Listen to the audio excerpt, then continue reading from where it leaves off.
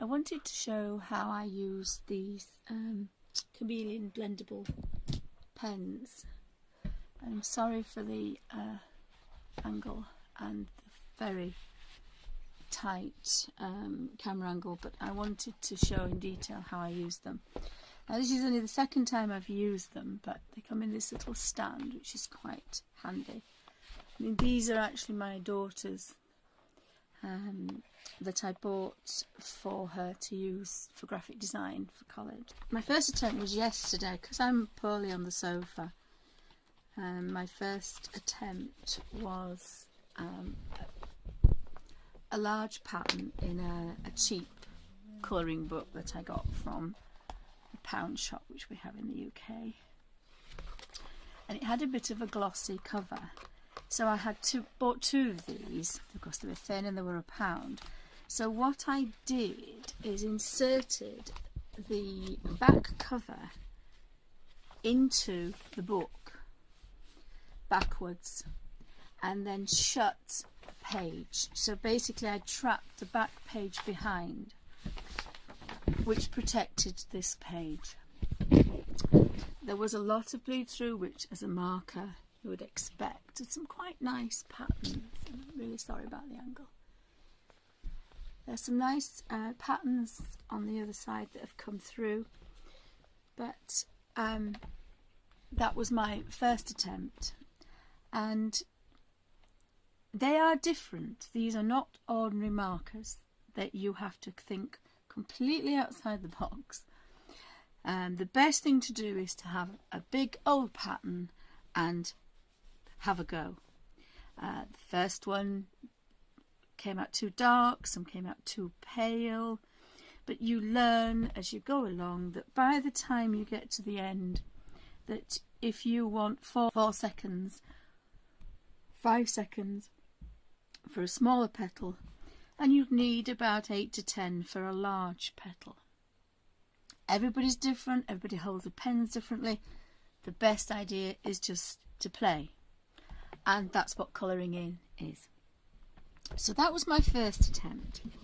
So looking through the book, I found another pattern.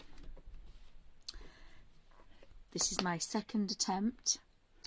Some people say to have a little piece of paper to test the colour. I did blend this one earlier. So this is the length of the pen, and you have a brush, a bullet end, which is like a normal felt pen, and you also have a brush nib. I quite like the brush nib for bigger areas, and it doesn't leave lines, but with a blending pen, as I say, this is my second time I've used them in 2 days. So the idea is that you attach the nib you want to the blending chamber, and there's a blending nib there. So when you touch it gently, it doesn't always have to be pushed right on. You can see them just touching, and then you hold them upright and count.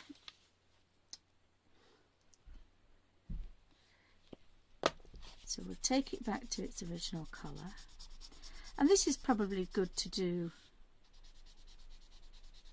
anyway as a first time, because you can see what the pen will actually do.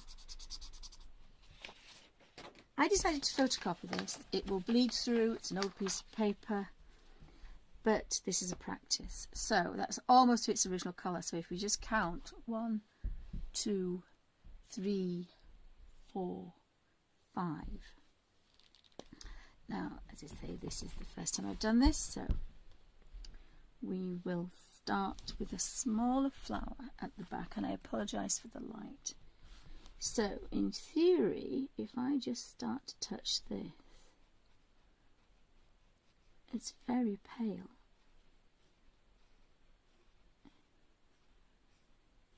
Now my daughter has used these because they are her. So that seems to have worked quite well. So that was 4 to 5 seconds. And it's about the size of my finger. The only way to really learn is to play. It's like any art material you get. Sit and play. Touch it again, and we'll count to about 10 for that one, because I think these are very pale flowers.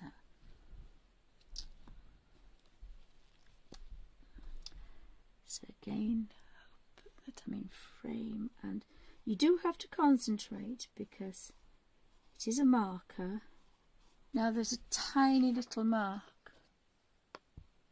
if you can see some little lines, and I don't like that, and I didn't get it with that one because I went faster. So I would think, so if we take this back now, 1, 2, 3, 4, 5, 6. I think, and you must turn your page so that you have a beautiful angle, a natural arm swinging angle. I think you need to be really brave, and you have to go for it, and then the blends just blend themselves with the pen. So that we will probably do about 8. 1, 2, 3, 4, 5, 6, 7, 8.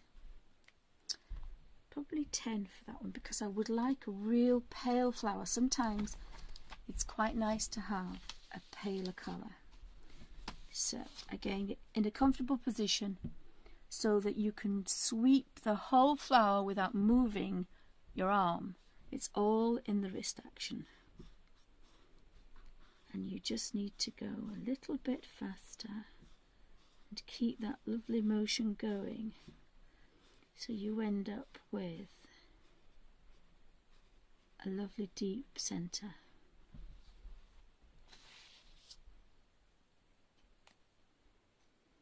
And there's another flower, so I think we'll give that one about 5, because 1, 2, 3, 4, 5. If we just do this one. Now, Murphy's Law says that I would have liked that to have been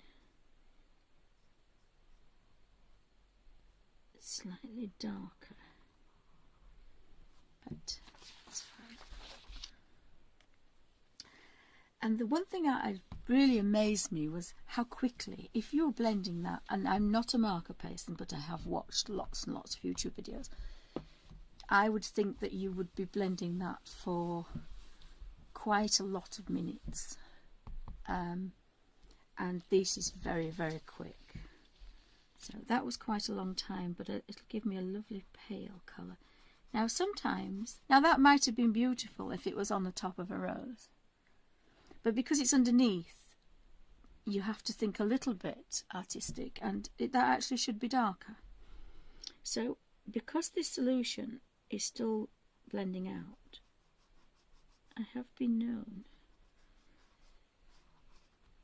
to go over it twice. And again, it's still not, you know, that would be lovely on top, but bear in mind this is a leaf that's hidden behind another flower. And if we are thinking in terms of artistic, then this wants to be quite dark. So again, I'm going to do that again. Now there is a lot of blending solution coming out of there, so maybe that wasn't the right idea, but this is a play. This is on a photocopy paper. This is a cheap piece of paper which had some printing on the other side. There is bleed through. Now I've been over that one, that's the one I've just been over 3 times. That now has its protective top into there, and I have actually turned mine around, well, my daughter's around. She had them all with a bullet tip, and I've put them all so it's easier for me to use, because I have arthritis and I thought I would struggle with these, but actually the tops, because they're big, you can get the tops off, so that is another advantage. And the pen lids do not tend to the pen tops do not tend to roll about, which I like. And I must admit, one of the big things for me was my daughter could open that, put it on her desk, shut it. I don't know if you can see the little box. That's all protected, and that is an A4 size of a sketchbook, which will go in the bottom of her school bag, a college bag. And there's a plastic sleeve over it. When she wants to use them, she flicks them out, stands them up, no mess, no fuss. And there are 20 colours here. If you actually look at this, there are possibly 200 plus colours, because each one you can get 10 shades out. So that's the one thing that put me off the Copic markers and having thousands of pens in a suitcase that weighs a ton. I've got arthritis. I cannot lift many heavy things, but this is a nice size. They're not going to fall out.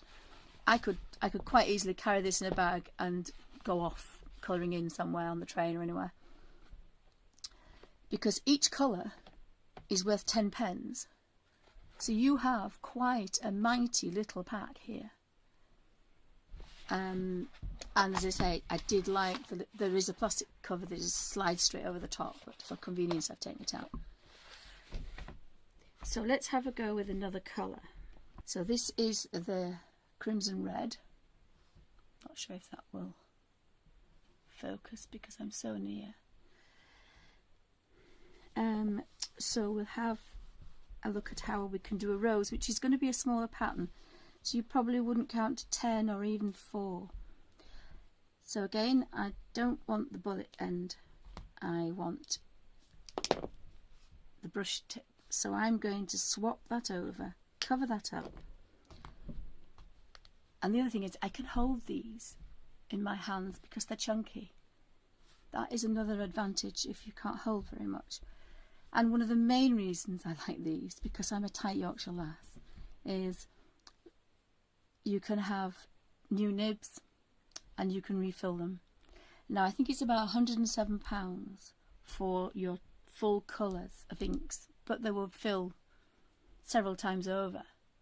So again, tight Yorkshire lass, refillable pens. They are a little bit expensive for their first initial, but if you put them against Copic or something else, and the advantage is that they are chunky to hold, they're easy to hold, and my hands are really bad. So this is the protective nib for the chamber. So we will put that on there and we will hold that down. And we'll count to 4. 3, 4. And we'll have a look at this one. So I'm just going to have a bit of a play because it looks rather strange, this one. This, as I said, my daughter has used these and it looks rather pink in there, which it shouldn't do. So I might just have to, maybe it's because I put it in upside down. Ah, that's maybe what I have, although they were flat. So I think maybe I need to have a bit more of a play. But we'll have a go with this one and we'll see how we get. It's got a little bit lighter.